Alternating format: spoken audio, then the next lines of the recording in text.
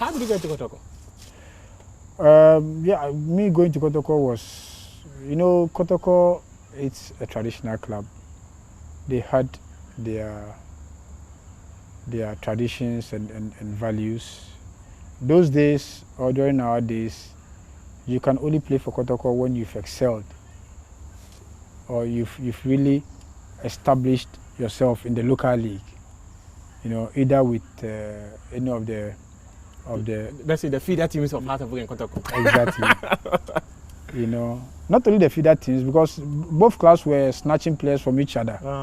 So, but all that I'm trying to say is, Kotoko were going in for players that have announced their presence, the players that have established themselves in the league. Within the league. Because it is a club that always wants to win. Kotoko wants to win. They are like the Milan clubs, AC and Inter Milan. They always want to win. Those were the days where they were playing with matured players. Yeah, things are changing. So I had played for King Faisal for 3 seasons.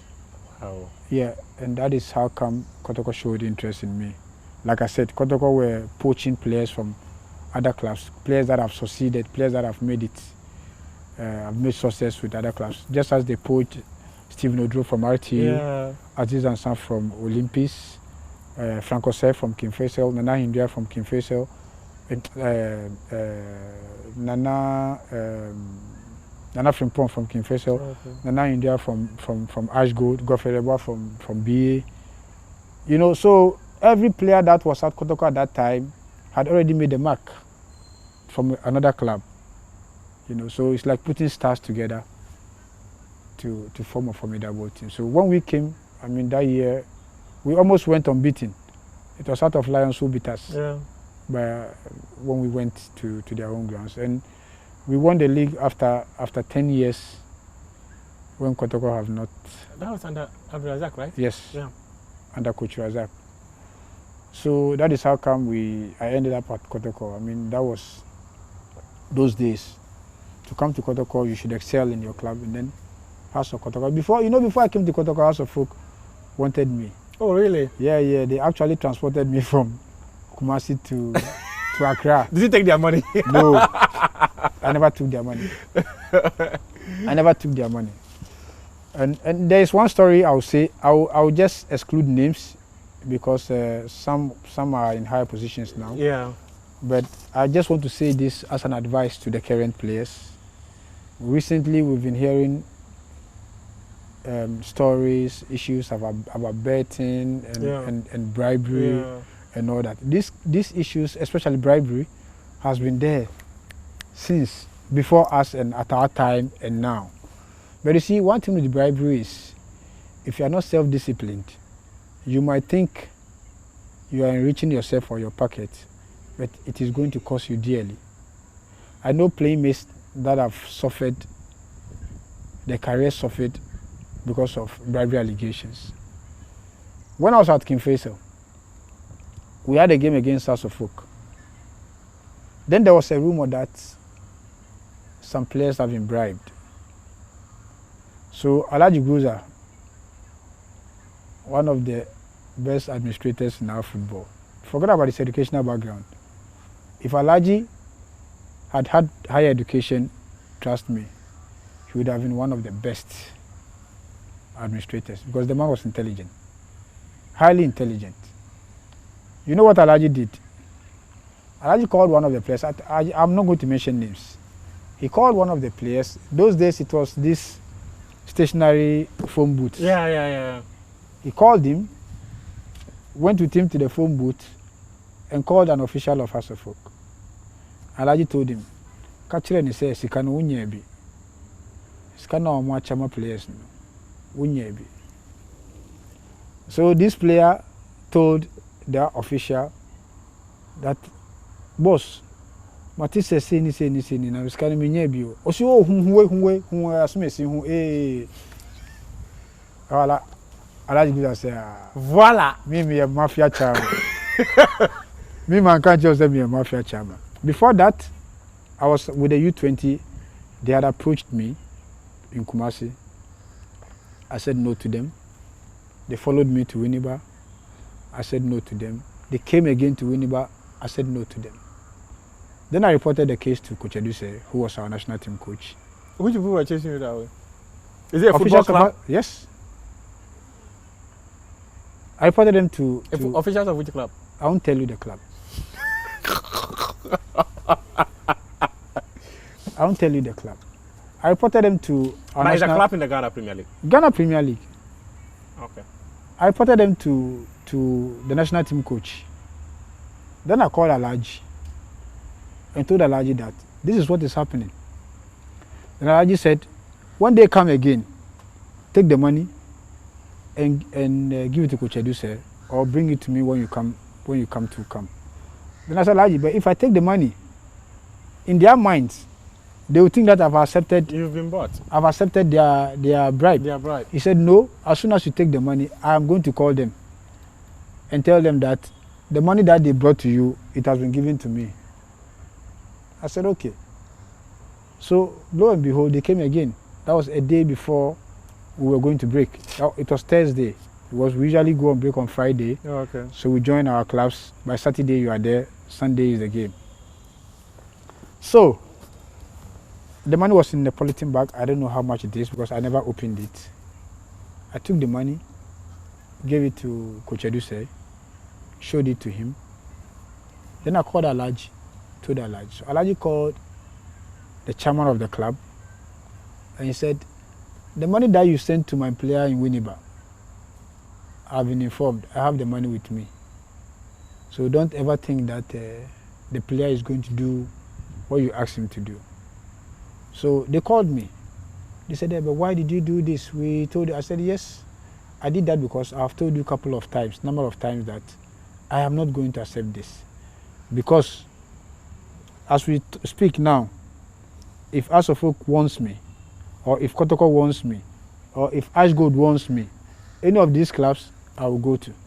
So if I take bribe from any of these clubs, do you think they will look for my services? They will never.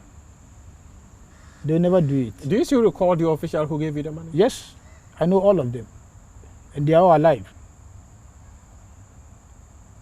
I know all of them. I just don't want to mention names, as I said. So the rumors within our game of football that there's indeed bribery. Let me finish my story. That same club, at the end of that season, they came chasing me. After the whole incident, do you think if I had taken the money and played to their games or rules, do you think they would have come for me? They wouldn't have even made an attempt to come for me. But they came up and I went to Kotoko. I chose where I wanted to play. So this is our own interview, but I'm sure some players will be watching. And from the office of the PFAG, we've been advising players on these issues. It seems day in, day out, we hear stories about betting, bribery, allegations here and there, here and there, here and there. But of course, if you are not a thief, and somebody says you are a thief, why should you go and steal? To vindicate the person. So I'm sure if the person or the people you are referring to, if they watch this interview, they will know is that the story you're sharing. 100%. They know themselves. You understand? So the upcoming players should be very, very careful. Any official, any club official who approaches you with a bribe doesn't like you. He wants your downfall. He doesn't want you to succeed. That same person will never ever bring you to his club. Never. Forget. Because so what it means is that if someone approaches you, you can deliberately lose for his team too. Of course. But if I've been able to patronize you, where is the guarantee that somebody cannot patronize you when you are playing for me? It's your character. And that game, that particular game I'm speaking about, those of our mates who were compromised, their careers went finish. Their careers were dead. I'll have to speak to Alhaji Griza on this Alhaji show. Griza came to the camp Saturday night. He came with Quran, he came with Bible. And he asked everybody to swear. And some refused. Grizzly brought yes. the Quran and the Bible yes. and asked them to swear. When you're a Christian, you swear with the Bible. The when Bible. you're a Muslim, you swear with the Quran. Some didn't even raise their hand. He said, oh, yeah, there are one player, JB Dankwa. Say, JB, Christian, woman, Muslim, woman, we are there. We so boost, we are doing JB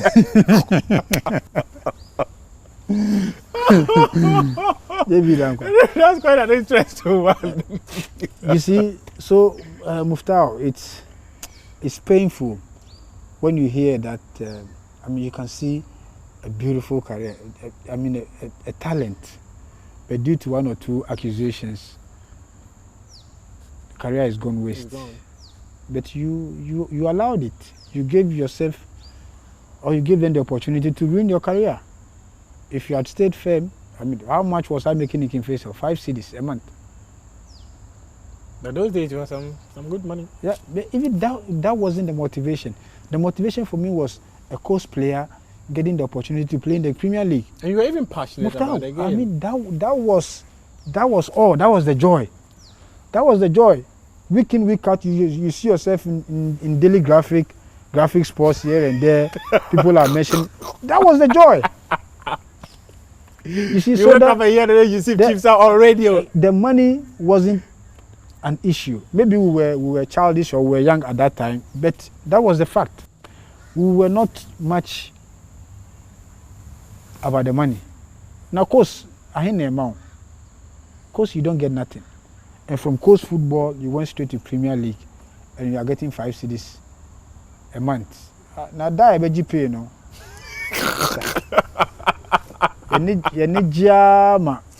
You see, but things have changed. Yeah.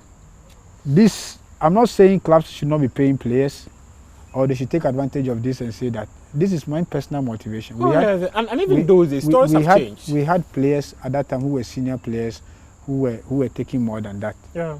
You know, so you need to set goals and objectives for yourself from where you're coming from. Yeah. You need to make sure that you are not the same as the other person. But within Kotoko, you never heard anything about bribery and all that? No. I mean, how can you bribe a Kotoko player? Kotoko? Huge. A big club, like the Real Madrid of Ghana. How can you bribe a Kotoko player? It's impossible. Okay. Can you imagine, I was earning 5 cedis at Kingfisher. I went to Kotoko and they were giving me 100 cedis. 1 million at that time. What? I was like, Ogboro. The boss is in Did town. You call your mother to tell your mother that I'm taking 1 million Ghana? The Nigerian will tell you. Those times, 1 million or 100 Ghana today was... Yes, it was massive. Was really big money. Really good money. Yeah, I can imagine That's that. That's a sign-on fee. And, I mean, we don't even ask for the salaries. Because the gift we were getting from the fans, from the supporters. Yeah, people actually say this. Unbelievable. Look, when we come to camp, yeah, we go to camp on Friday or maybe Saturday. Before you go back to camp, because we are used to, everybody comes with a big bag. Maybe you have just 2 pair of boots, your shin pads, and your toilet bag. Yeah. But a big one, because Circle 9 will come with Lucozade. Circle 20 will come with Milo. Circle 5 will come with energy drinks. Before you go home, it's like you've gone to the supermarket to shop. Your bag is full with provisions and... As for calling cards, the MTN scratch card. Yeah. And the Fanokwa. And the Fanokwa. Wow. Trust me. They were just coming in just like that. And because we were winning. Yeah. And therefore, if we go into a game, first half, and there is no goal, when we come back to the dressing room, we challenge ourselves. But if you get a goal and you miss it, you will pay us our bonus. Yes? Joe Henrich introduced that thing. Who? Joe Henrich, our captain. Joe Henrich, okay. Yes. Okay. He and India, they used to challenge each other. India, hey, I say, them ball no, any bonus and I'm making bonus or who. Then I also tell him they also my share miss me bonus or so it got to a time whoever lets us down, you will pay. In a way you will pay. This was a way of motivating the group, right? Yet Miko have time. The coaches will not even talk. Because among ourselves now, we know what we've been getting. We know what we get from the fans when we win games. And so we can't afford to lose those monies that we were getting. Chastela. For 18 la banana sikano. Ya mama ne de gu on ya tinitini mu. Tinitini mu ne ya kambo ne ya kenkan ne ya che. It got to a time we were not going to the 18 anymore. We go to the corporate bodies. Your custom Bank of Ghana, your ECG. Your 3 offices are your pump. Your pump for the day, your coffee alcohol rest. Really? Yes. Me, I went to Roman Hill to go buy carpet for my room. Yeah. Or the chair me. Woolen carpet. For free. Or that's why I do 2K mama. You got a cost of water? Yes. So you see, this is how sweet Kotoko was. Or how sweet Kotoko can be. Wow. Because all they needed was win. Just win. Yes. All they needed was win. And unfortunately, you let them down in the Confederation Cup final. Unfortunately. But at least we got to the final, the maiden edition of the tournament. Yeah, we got to the final, and it's been the painful and defeat I've ever encountered in my career. It's been the most painful one to lose against Accra Folk. Because I remember the first leg here. Yes, which ended in a draw. And then 2005 was the second leg. Also in draw. That time I had come to Accra. Also a draw. You lost the penalty shooter. Yeah. And in both games we had the opportunity to kill the game within the 90 minutes. We should have killed the game in 90 minutes. It's just like the Athens one. Yeah. It still beats my imagination. I mean, there is no excuse. We can never have any excuse for not winning the Confederation Cup. Maybe it's destiny. But as for excuse, we have no excuse. You had the quality to be Yeah. We had everything. We had the day. We played better than House of Folk. We scored first, they equalized. There again, we scored, they equalized. So, I mean, we have no excuse, to be honest. You went to Europe.